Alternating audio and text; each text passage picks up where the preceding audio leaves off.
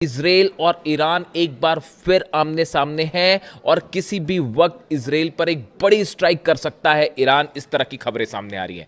देखिए, नेतन्याहू ने ये साफ कर दिया है कि लेबनान से इजरायली सेना वापस नहीं आएगी। Netanyahu says Israeli army will stay in Lebanon as long as necessary.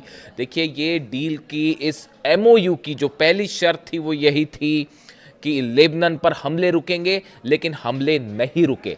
इस शर्त का हिस्सा यह था कि लेबनान से इजराइल की सेना वापस आएगी। नेतन्याहू इसके लिए भी तैयार नहीं है और हालात ये हैं कि लेबनान के 6 शहरों पर, 6 अलग अलग शहरों पर इजराइल की तरफ से भारी बमबारी की गई है। हेलीकॉप्टर्स ने बम बरसाए हैं, वहां पर ग्राउंड ऑपरेशन चल रहा है। इजराइल की सेना जबरदस्त गोलीबारी कर रही है। ये लेबनान से जो खबरें आ रही है, वहां पर करीब 20 ठिकानों पर आमने सामने लड़ाई हुई है हिजबुल्लाह और इजराइल की। इसमें इजराइल को भी बड़े नुकसान की खबरें आ रही हैं। देखिए, कल जिस तरह से हमले हुए और 18 से ज्यादा लोगों की मौत हो गई चंद घंटों के अंदर, उसके बाद हिजबुल्लाह की तरफ से भी बड़ा पलटवार किया गया है और जो खबरें सामने हैं उसके मुताबिक 5 से ज्यादा जो आर्मी की गाड़ियां होती हैं इजराइल की, वो तबाह की गई है। कई टैंक्स, जो मरकावा टैंक्स है, उनको तबाह कर दिया गया है। कई इजरायली सैनिक घायल हुए हैं और मौत की भी खबरें आ रही हैं। यानी हिजबुल्लाह की तरफ से भी अब जबरदस्त पलटवार किया गया है। देखिए, ये जब एमओयू साइन हुआ उसके बाद तमाम कोशिश हुई कि किसी तरह से नेतन्याहू को रोका जाए, लेकिन नेतन्याहू नहीं माने। यही वजह थी कि ईरान ने जिनेवा जाने से मना कर दिया और ईरान के सुप्रीम लीडर समेत तमाम सेना के बड़े अधिकारियों की तरफ से ये बात सामने आ चुकी है कि अगर नेतन्याहू नहीं रुके तो फिर इसका नतीजा ये होगा कि ना सिर्फ ये एमओयू खत्म हो जाएगा, डील खत्म हो जाएगी, बल्कि एक बार फिर जंग शुरू हो जाएगी।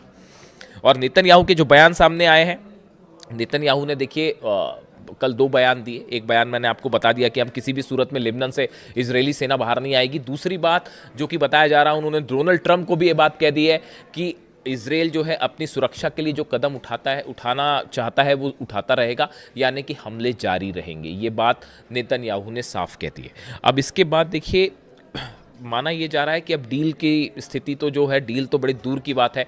एमओयू की जब पहले दौर की ही बातचीत शुरू नहीं हो पाई तो पूरा क्वेश्चन मार्क लग गया है हर चीज़ पर। हॉर्मूज से जो अमेरिका के जहाज़ थोड़ा पीछे हटे थे, उन्हें रोक दिया गया है वहीं पे। यानी हॉर्मूज अभी फ़िलहाल धीरे धीरे खुलना शुरू हुआ था, लेकिन 24 घंटे के अंदर ही वहाँ पर जो है हालात फिर से एक दूसरे के आमने सामने वाले हो गए। इसी बीच डोनाल्ड ट्रंप का एक बयान आया। देखिए, इस तरह की खबरें चल रही थी कि जेडी वेंस जो है वो नेतन्याहू से नाराज़ है और उन्होंने काफ़ी कुछ कह दिया कि हम आपको हथियार नहीं देंगे वगैरह वगैरह, इस तरह की बातें। लेकिन डोनाल्ड ट्रंप का बयान आया है। डोनाल्ड ट्रंप ने इस बात को फिर कहा है कि इजराइल हमारा साथी है, नेतन्याहू मेरे दोस्त है और हम इजराइल को हथियार देते रहेंगे।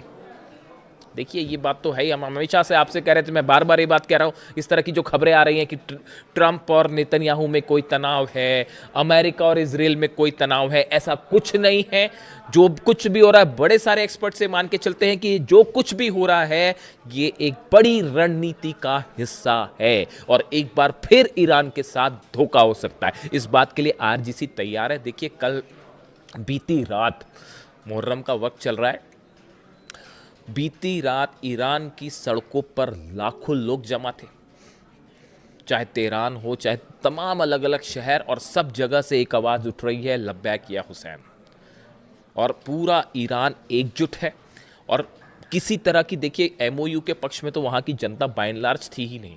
ये एक ऐसा फैसला था जो ये सोच के लिया गया कि दुनिया में एक शांति स्थापित हो, एक बार फिर कोशिश की जाए, ईरान के लोगों को रोज़गार मिले, हालात बेहतर हों, शांति के लिए कदम ईरान ने अपनी तरफ से उठाया था।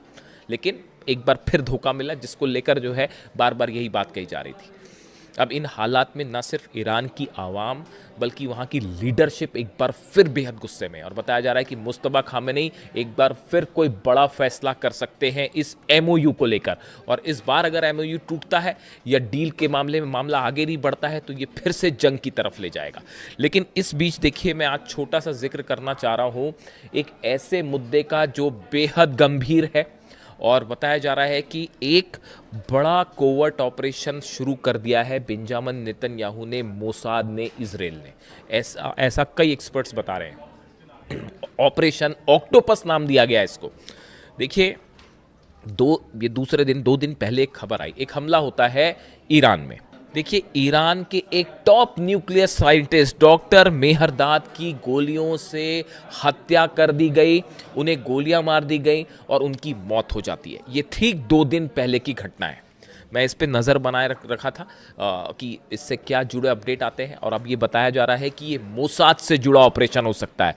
देखिए, ये माना जा रहा है कि ये एमओयू साइन होने के बाद एक बड़ा प्लान तैयार किया गया है, जिसमें ईरान के कई टॉप लीडर्स को, कई टॉप साइंटिस्ट को, और इसके साथ ही आईआरजीसी के बड़े अधिकारी, वो सब के सब मोसाद के निशाने पे हैं और किसी पर कभी भी हमला हो सकता है, ताकि ये डील, ये एमओयू मामला आगे ना बढ़ पाए। और ये जो ईरान के टॉप साइंटिस्ट हैं डॉक्टर मेहरदाद, इनका बहुत बड़ा रोल रहा था ईरान के न्यूक्लियर प्रोग्राम में, उनकी हत्या हो जाती है। इसके साथ ही एक बड़ी स्थिति यह है कि यूक्रेन में भी कई न्यूक्लियर साइंटिस्ट को निशाना बनाया जा रहा है। जो नई रिपोर्ट आई है उसके मुताबिक यूक्रेन के हमलों में एनरगोडार इलाका है, वहां पर जो ड्रोन स्ट्राइक्स हुई, मिसाइल स्ट्राइक्स हुई, उसमें रूस के 2 बड़े न्यूक्लियर साइंटिस्ट को निशाना बनाया गया। ये बड़ी हैरान करने वाली बात है कि जिस तरह से यूक्रेन भी हमले कर रहा है और रूस के साइंटिस्ट को निशाना बनाया जा रहा है, उसी तर्ज पर ईरान को भी न्यूक्लियर साइंटिस्ट को जो है वो निशाने पर लिया जा रहा है। ये क्या कोई बड़ा कोवर्ट ऑपरेशन शुरू हो चुका है? देखिए, रूस के ठिकानों पर हमले किए यूक्रेन ने, फिर एनर्जी ठिकानों पर हमले हुए, फिर परमाणु प्लांट्स पर हमले हुए, और उसके बाद अब साइंटिस्ट पर हमले हो रहे हैं। आप ध्यान से देखें, ईरान में भी बिल्कुल ऐसे ही हुआ। पहले ईरान के अलग अलग ठिकानों पर हमले होते हैं, एनर्जी सेंटर्स पे हमले हुए, उसके बाद ईरान के परमाणु प्लांट्स जो हैं, न्यूक्लियर प्लांट्स हैं, उस पर हमले हुए, और अब साइंटिस्ट पर भी हमले हुए। ये एक जैसी सिमिलैरिटी ये बता रही है कि एक बड़ा ऑपरेशन है जो शायद सीआईए और मोसाद के कोऑर्डिनेशन से चल रहा है, ऐसा कई एक्सपर्ट बताते हैं, ऐसे ईरान के आरोप है। सबसे अहम खबर यह भी है, ईरान ने एक बार फिर हॉर्मूज बंद कर दिया है। देखिए, बिल्कुल ठीक सुना आपने, ईरान ने एक बार फिर हॉर्मूज बंद कर दिया है, और हॉर्मूज में जबरदस्त तनाव देखने को मिल रहा है। जिस तरह से इजराइल ने हमले किए लेबनान पे, बताया जा रहा है कि पिछले 24 घंटे के अंदर 50 से ज्यादा लोगों की मौत हो गई है। पूरे लेबनान में, खास तौर पर दक्षिणी लेबनान में जो हमले हो रहे हैं, ग्राउंड ऑपरेशन हो रहा है। इस बात से नाराज ईरान ने पहले तो जिनीवा में बातचीत के लिए जाने से मना कर दिया, लेकिन उसके बाद एक ऐसा कदम उठाया ईरान ने जिससे डोनाल्ड ट्रंप और अमेरिका भी हैरान है। ईरान ने एक बार फिर हॉर्मूज को ब्लॉकेड करना शुरू कर दिया है, बंद कर दिया है हॉर्मूज को। देखिए, हॉर्मूज से कल ही अमेरिका के जो जहाज थे वो पीछे हटने शुरू हुए थे, और बताया जा रहा है कि ईरान के कई ऑयल टैंकर्स कल हॉर्मूज को पार करके अपनी मंजिल की तरफ आगे पहुंचे।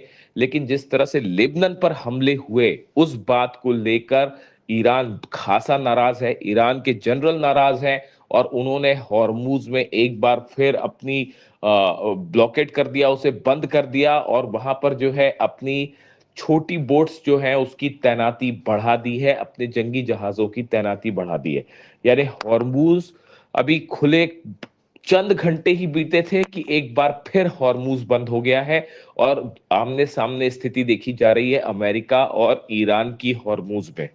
डोनाल्ड ट्रंप की तरफ से कहा गया है कि नेतन्याहू को लेबनान पर हमले रोकने चाहिए, लेकिन ईरान का कहना है कि सिर्फ ऐसे बयानों से काम नहीं चलेगा, और पूरी तरह से लेबनान में युद्ध रोकना अमेरिका की जिम्मेदारी है, हमले रोकना अमेरिका की जिम्मेदारी है। अगर अमेरिका ने हमले नहीं रुकवाए लेबनान पे, तो बातचीत आगे नहीं चलेगी और ना ही हॉर्मूज खुलेगा।